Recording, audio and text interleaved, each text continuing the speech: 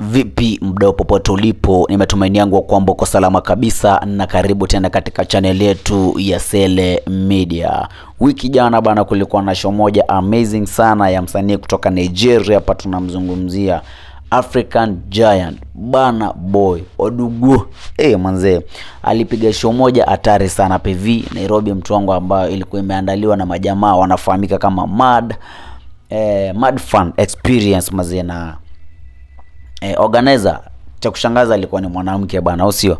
Na ni dem fulani tu ambaye pia aliweza kufanya kazi moja safi sana, na show ilikuwa moja hatari sana ambayo pia ilizua gumzo katika mitandao ya kijamii, kwa sababu kuna wale jamaa alikuja na band mzima, naona sound system, vitu kali, yani ilikuwa gani very professional, kwa jamaa pia inasemekana ile aliwekeza pale katika rehearsing nini maandalizi ya ile show haikuwa ya kitoto bana. Na ndio maana pia msanii kutoka pale 255 hapo tunamzungumzia Konde Boy Harmonize aliweza pia kukimbia na kufika Kenya, kwa sababu unajua ni marafiki sana na Burna Boy, lakini wakati wa show yani Burna Boy alikataa kuperform na yule jamaa Harmonize, unaona.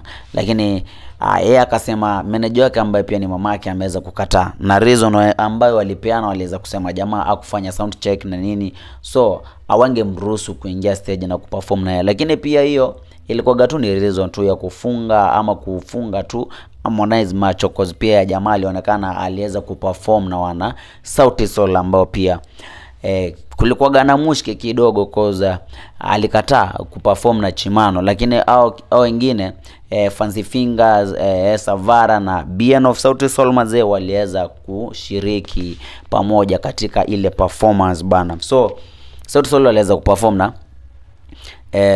na Burna Boy, lakini pia hawako wamefanya sound check. So hiyo inamaanisha si reason yenye Harmonize alinyimwa kufanya show na Burna Boy.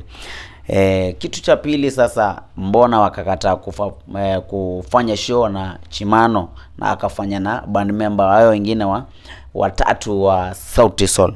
Mimi sitaki kujibu ama sitaki kuongeza stories zangu, lakini cha msingi hapa ni to support our own. Kwa nini nasema to support our own artist? Kwa sababu gani nasema hivi? Cause ukiangalia ile pesa ambayo huyu jamaa Burna Boy aliweza kulipwa katika ile show, ilikuwa noma sana. Jamaa aliweza kulipwa according to African Fact Zone, waliweza kusema jamaa aliweza kulipwa $888,000 US, yani $988,000 US. So hii ukipiga tu hesabu ya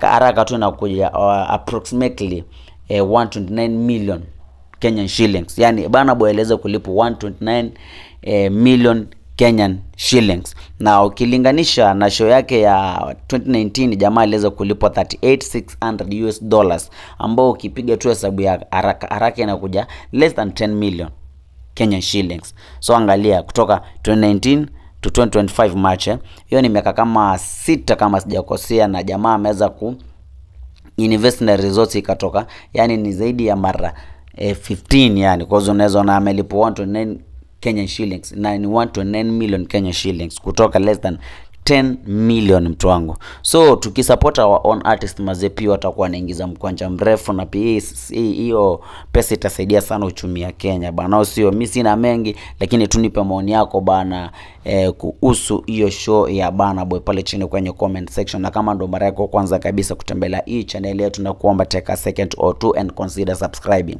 Kama wewe ni subscriber, nashukuru sana mazee. Wacheni sepekesha, tupatane tena kwenye next video. Bye bye.